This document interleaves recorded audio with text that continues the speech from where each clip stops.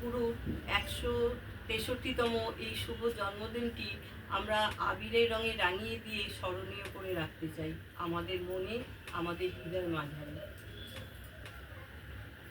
তাই আমরা এখন রাঙিয়ে দিয়ে যাও এই গানটি পরিবেশন করব।